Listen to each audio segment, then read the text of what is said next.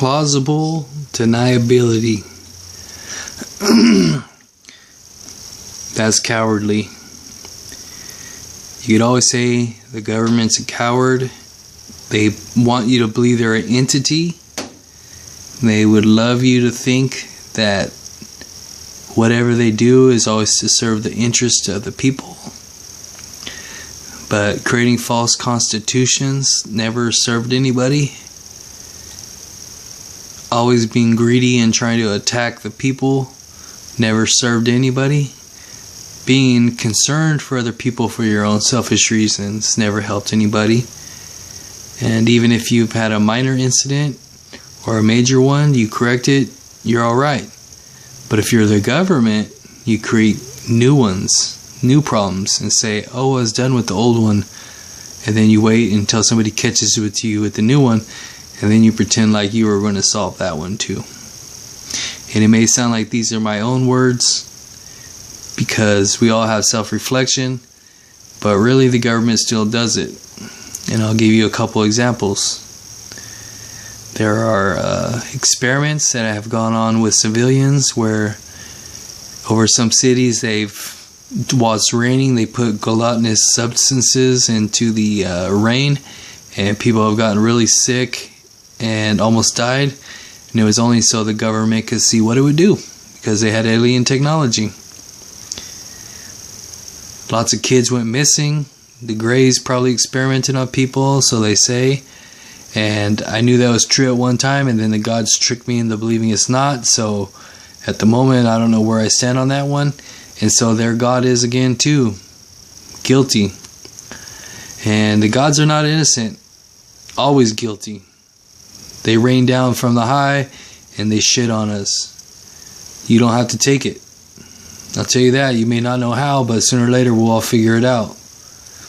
It may take a lot of us sacrificing ourselves for a different good, for the good of the people without selfishness, but we'll learn that one day. The bombing in Japan, 1950s, don't mistake the government. They're still accountable for that. They still did that shit. They want to pretend like they're so innocent. They did figure out an atomic bomb and drop that mother effer. Okay? Japan doesn't really forget. If they did, they wouldn't be fighting with the United States still. Okay? The United States just thinks they're really cool, and they play it cool because of the innocent people in the world and in the United States that actually practice freedom. The United States is just trying to tear them down. They're just, as long as we're good, they're riding on our bones. Okay? And as long as the people that are here create the illusion that this still exists, the government's going to also. And then they hold everybody in check in the world. You know, and not that the other nations are good, but they all pretend like they are. They all pretend like they're really good guys. So does the government. Who is good? Who is bad? Why are we all fighting each other? Who made us fight each other? Why does the government participate in it the most? Why do the gods love to do it? They want that free energy. Why do the government do it? They want the power over the people. Why do I do this? I don't want to do this shit anymore. That's why. But there's no other way, because every day in my life is being in a minefield like these galactic children, star seeds. I have DNA from other star seeds, which just means that these gods occupy my body, and every day they engage me in a battle with other people, with themselves, and they put us all in here. It's like Minecraft. It's like a big war, and that ain't right. You know, it's not our nature to be able to do that, to read other people's thoughts from that far away and to sense them. Not with the low energy levels we have. That's God doing it, and He takes over this vessel and that vessel and creates battles or creates tyranny. Because what happens when you break all kinds of little things, just like in the fifth element? Oh, something comes along, cleans it all up. Chaos is great for God because He's not in it. He just creates it. And so does the government, secretly. You don't know about it, or if you do, you don't believe it. So, who's the biggest TV? Well, every TV station is a subliminal mind control station They all have an agenda to make you believe something. They're not really transparent in the sense that you can't see them. They have an agenda and a mindset they put into your mind to make you not think good. They don't have good timing. They don't have good subject. They don't have good substance. None of that makes you smarter. Everything should make you want to learn, or should be the next thing that helps you to help yourself, to have good vibrations, to have good feelings, to know what is good for you. Like, let's say you have a problem always checking out girls and thinking that you got to go and fuck them all. Well, you know you don't want to do that all the time, but something in you is driven to do so, or to always do it. And you say, well, it's my lower carnal nature, but we should have a higher nature. And it shouldn't be just for physical satisfaction. It should be for intelligence. Just like the time maybe when you were in school and you had a really good day learning and you loved it. Well, that should be happening more often. That should be happening until you're older, until you discover that you want to learn how to build machines or computers, or, you know, and by doing all those things, you also solve things about yourself. So you work out your own life. You fill out your own projection of what's going to happen to you. You know, you're supposed to make your own destiny in that way. It's like when you're unguarded, you're supposed to be able to do those things. But we don't get those benefits because God's using us as a pawn in His game. Not even a pawn. We're lower than a pawn. Wouldn't even be a chessboard, my friends. So, Fox News is always spreading unuseful. They're always lying. Plausible deniability don't even suit that. They're just creating lies. There is no ISIS. There is no threat. If you want to protect your Second Amendment and pull out your gun, be ready to. If they ever take 18,000 Russian soldiers into our streets, that's still a violation. We didn't sign up for no secret government agenda. We obey the Constitution.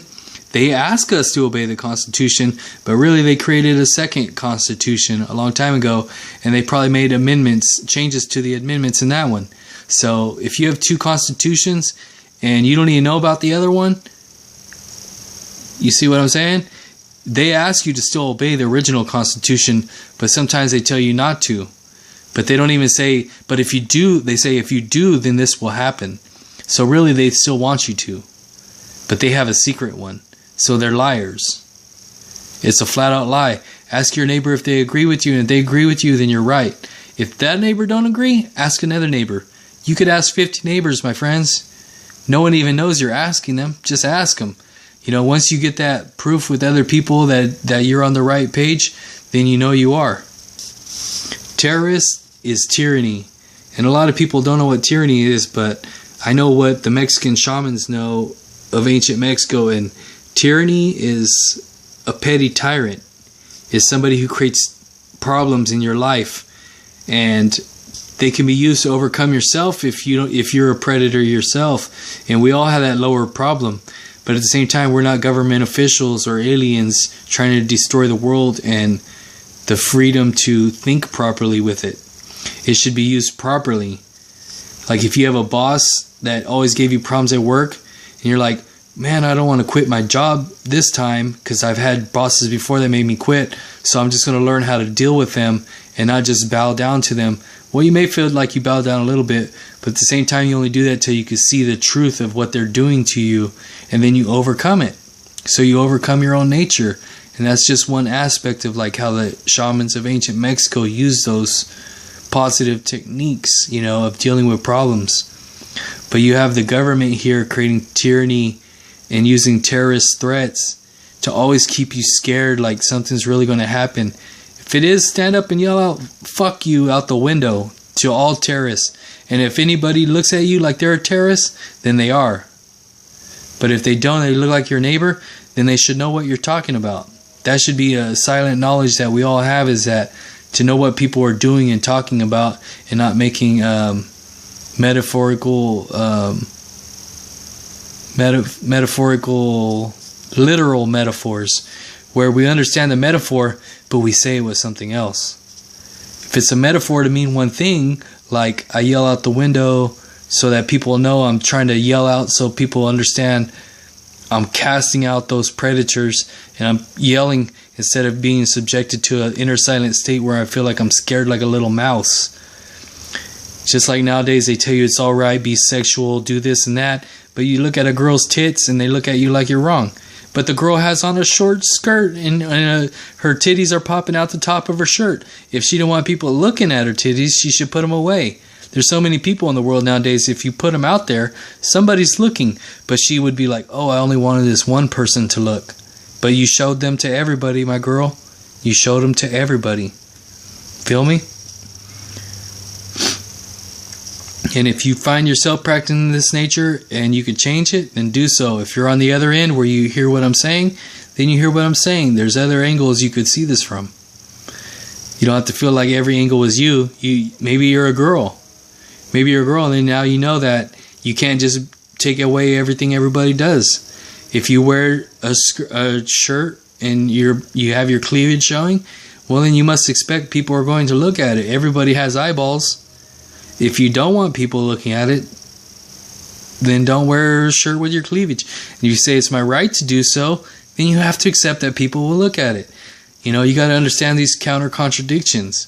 And if one jerk yelled at you, only one jerk, it could have been 20, it could have been 50, and then you would have a problem.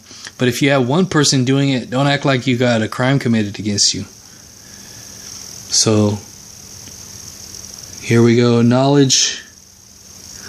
Well-groomed life. Groom your life with knowledge, you know. Don't be ignorant. Like, you should, even these things I just talked about, if you're offended and you act like you've never heard this before, you should have heard this when you were in your teens. You should have understood this in your teens. Like, we have a basis of when you should have known things. Like, you can't act like when you're a child you don't know the things that you should know when you're a child. You don't understand the things in your teens. By the time in your teens, you should understand everything you should have understood when you're a child. You should have went over again and used what is called a recapitulation, where you go over the events again and you find a higher, better resolve, and you understand that things could have took more than one path. Sometimes we do choose more than one path. Sometimes we relive it in other ways. You know, we have an event scenario that comes up, and one time we drink Pepsi, next time we don't drink Pepsi. Maybe we want Shasta. Maybe we don't drink at all. Maybe we just see the soda and instead of denying ourselves, just don't drink it. Why do you have to deny it? Just don't drink it. Okay? Governments are doing alien biddings to take over your social fight. Is that right? Well, that could be true too. Have a thought to die well. Don't live a life bygone. So if you think you can't do nothing about anything, you still can. You could choose to live a well-groomed life and find out what that means. You know, I tell you, the Mexicans of ancient Mexico, they lived for these things. And there's knowledge like Carlos Castaneda's books can be very helpful. And if you don't try to become a full-fledged shaman, you can still take some of the lessons and stuff and apply it to your life. It was meant to be that way. It was like a book of knowledge for, you know, they had a battle and do their warrior stuff and learn all these aspects while in a normal life also. It wasn't all just about having visions and realizing what power is and intention. They had, well, intent too, but they had to do all those things in normal settings because that's where we're from. God is self-serving, nothing left over. You won't realize that God did this. He ain't going to just show himself that easy. If you don't know, he ain't going to show you, but they're the ones, God and the government, or the government and God, or the gods and the aliens, and they all lie to us. You know, we're all, as a collective, we're on that lowest form, and they're the ones all above us, keeping you down, suppressing you with ignorance. If you don't know and you won't take it as your truth, or examine it any deeper than just a realization or a one-day thing, they're not going to tell you. You have to well-groom your life and change. And don't let the gods ever think that they're totally innocent. They are predators. You know, one day they may back down a little bit and not treat us like a bunch of idiots like they raised us to be. Like, a lot of people still don't realize that there's other beings just like us living on other globes, just more intelligent. And you've heard that before, but I say it again for a reason. It's true. Okay. I can't get all the way through this page, but everyone have a good day.